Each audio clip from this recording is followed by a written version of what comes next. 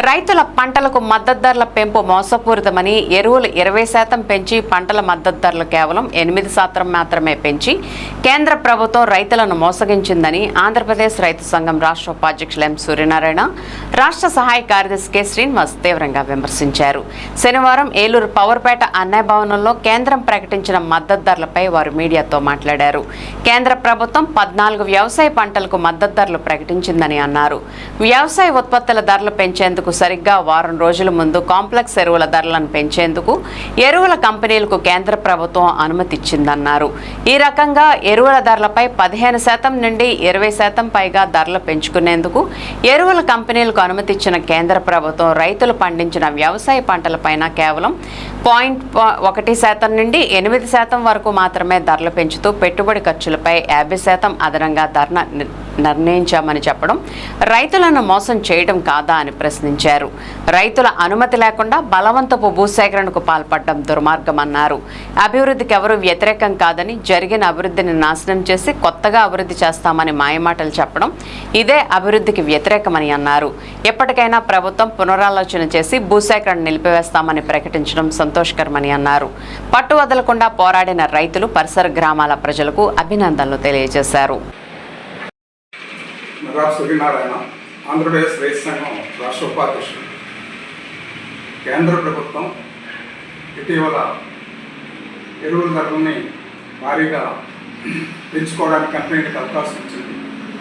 ఇంకో వైపునేమొచ్చి మద్దతు ధరలను కూడా ప్రకటించింది.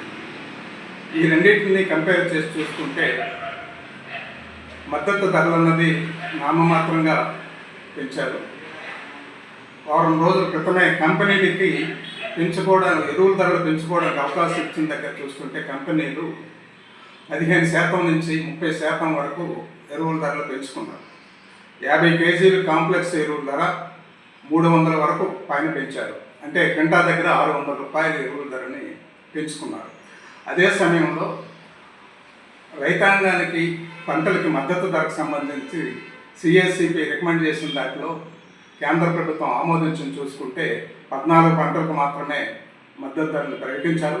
అది కూడా తక్కువ 0.1% నుంచి గరిష్టంగా 8% పెరిగింది. అంటే ఎరువుల ధరలు ఏమొచ్చి 30% పెంచారు. పంటల ధరల దగ్గరకు వచ్చినప్పుడు 1 నుంచి 8% మేము ఆంధ్రప్రదేశ్ రైతు సంఘంగా ప్రభుత్వాన్ని డిమాండ్ చేస్తున్నాం.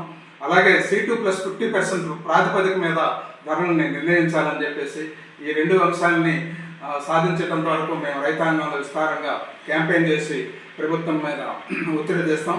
ప్రభుత్వం ఈలోగా దాన్ని పునఃపరిశీలన చేసి ధరలను న్యాయబద్ధంగా ప్రకటించాలని, లేకపోతే పెద్ద రైతాంగ ఉద్యమానికి ఎదుర్కోవాల్సి వస్తుందని చెప్పేసి తెలియజేస్తున్నాం. కె శ్రీనివాస్, ఆంధ్రప్రదేశ్ రైతు సంఘం ఏలూరు జిల్లా కార్యదర్శి. నిన్న ఏలూరు ఎంపీ గారు ఏదైతే కొయిలుగూడులో బోడిగూడు, మంగపతిదేవిపేట పరిసర గ్రామాల్లో పెట్టాలని చెప్పేసి ప్రతిపాదిత నేవీ ఆయుధ డిపో నిర్మాణాన్ని విరమించుకున్నట్లుగా ప్రకటించారు. అయితే కొంతమంది అభివృద్ధి వ్యతిరేకులు ఇట్లాంటి చేయడం వల్ల మేము విరమించుకున్నట్లుగా ఆయన మాట్లాడారు. ఇది వ్యాఖ్యలు మేము ఖండిస్తా ఉన్నాం.